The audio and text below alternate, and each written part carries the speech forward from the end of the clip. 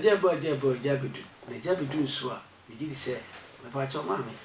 Ene ne ebo nsamran se wo fe. Sabe egu sabe nya na oto so no fu modu. Ena dia wa ma blaze ama na ya akono. Ena pint so ama oto na ya akono. Ena skin so approve sa pa wo yo ba. Na so you body gina ho a me pa cho. Enu ti kura e ba fi. Di to wase. Be ma ni sia wa na to wan fo e mu kan so anka fa honko. Abrabo bi amesrew. Empre on what? Oba be set mi ka tebe ma se. Tua be dan ka. Tua be dan e dan ka me one day. Mama. Kana mati more thing to the extent say. O papa o. Odu ko school. SSana University. O ko tua school fees kra wan tua ne boko. O tua ne kakra. Odu ko university school fees. O tua mbe 4 times as what we tua wie. And so the obi abranti e be fa o no. So on tua school fees dan ne kadi na ma bom. Ah, why are you so heartless? Why are you so wicked? Orobo. The brother di me china men cause one so scrap. I like attention TV. I like radio so but I like radio. GH we patch up manimum na boss. I also subscribe mommy. Like mommy. Osofo person preaching online no. But I prepare studio radio every. Bra, e skip to every. No me preaching. Na dey about marketing. You see, you make more yet na online kan wa. Eminim. It's a ho any edu. But you tell me.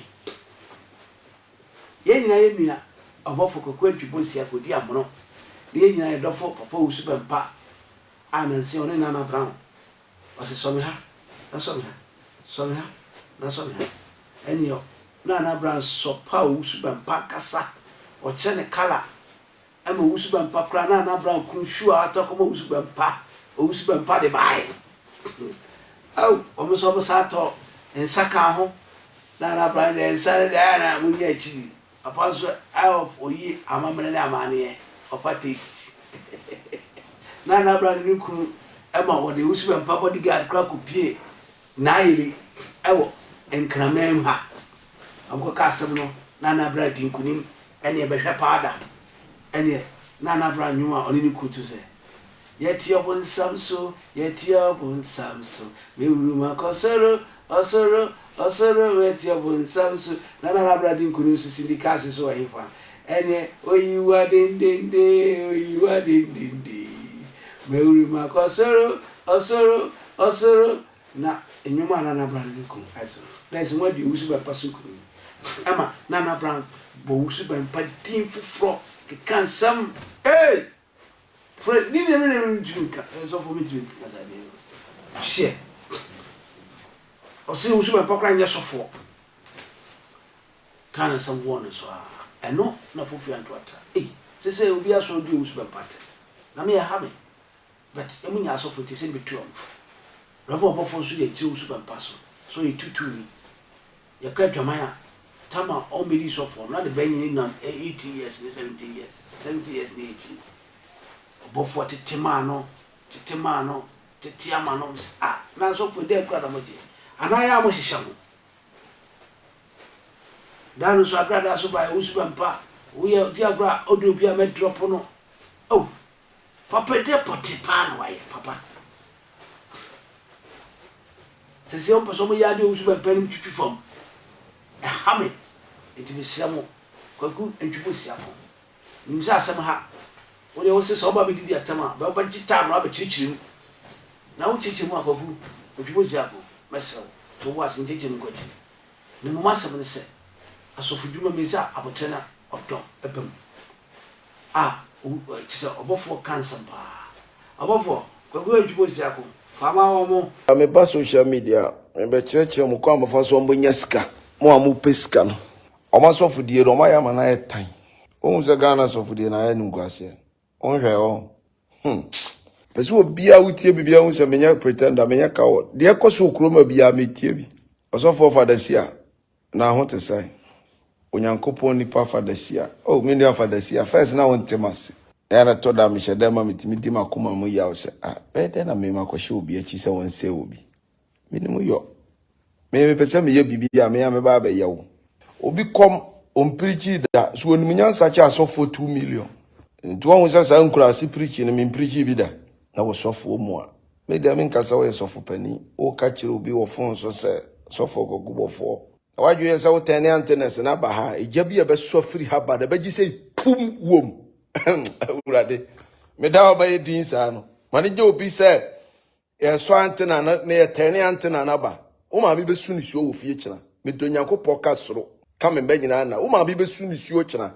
Ense ma ka kire owi aso ba ma nsore no wadwen so bi mukuta adwembone akoma asofo okroma adwembone no wo saye ne paabo asofo fada sia unu akoku Obofour menya we dia me sofo bi ma ne ba bi nya sana no odin ense ma bebu awurade Nyankopɔn ense ma be pia bonte krom ha no o sa samfo fa ma fikire say what I have not respond I'll respond trust me yen kan say me medane ntoko bia me be soja na agum me na ne ntoko bia ama asofo na moto na obi ye sofo pani obi anyiri no wagimi a temu kan chenso wagimi say adwuma na ye no beto mo say no wagimi Osofo Gyimifoɔ wo say adwuma no nkan kire no but e be se me twa asa kwase bi so na ho na be hu say wo ye kwase a but e bia wo kura ase kwan wa say dem kura ase kwan si wa no me why you think I'll flow I will not flow me wo unfinished battle bi da wa me nwie social media ha battle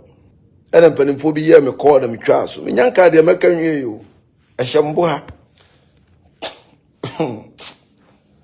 men ke kan to kwa momo ti me menka obi ntokwada afi na vandam fo ni na ma ti social media na se pa abo hena wote so wo de be ye won se umu ade na be kame ambati urade ona bu se wo wesa ekọ direct na bose gugum egu asore onse me ma sore de mo ntibi engu no o de come again edi obi atama wo te dem no woni agebebo a na wo bie whiskey so na wutwa bi whiskey asafo utwa whiskey dia na kan ho utwa Jack Daniels twitwa konya ko dem na osofo mo dam a osofo bia de ngu ase ye ofe wa bodam ntira o de come me de 1 man 2000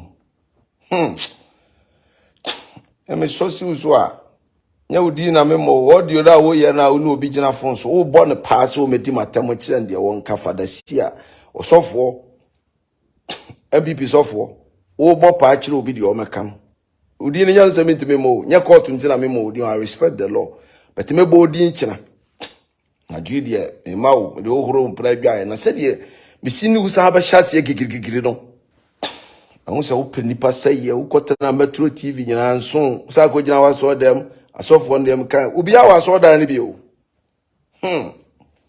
audio aba obi anturu bu nkotie bi e be bo audio ho don komi eguwiem dia ababia nya wa ebi ya wa bi nya wa abebene odifo Kwaku Annan to say international Kwaku Annan na 2 he said them say only o kingdom ana Kwaku your road contractors ukroma road your call center contractors road contractors war contractors fence war any oh David omo your brokers and the pound say your brokers so ko broken to ko deal my so see the omo Kwaku Osofo Kwaku Annan mechiao presenter Kwaku Annan onya sofo Kwaku mechiao na wo si Onyankopɔn de aba akese ama wo se fa wura nyamdwuma mu Kwaku se me mebodi nsa na be bawo Fifi Prat osomechiao Fifi Afro joint Fifi Prat I greet you maybe Gyimifoɔ pa ya sofo ko na me asofo Annan bo sorry ti ame no munim me from Kumasi you guys know some many adi na bibi ntira na ma yedin no na ye ko radio na munimi ana mu refi ye na no me ko faade me ya sorry afaade aye me wo sa ni pakoro no wakope video na hwe nti wo say ye sewa e ko chen se de wo ye adwuma no kore nti such a person se me tise nipa no wansem biom se woni osofo fada si agina fon so e se me sa ko gina na so dem sa so ka beti me beti me kan kwase asema chema de ma me kro wo ne ba wiase no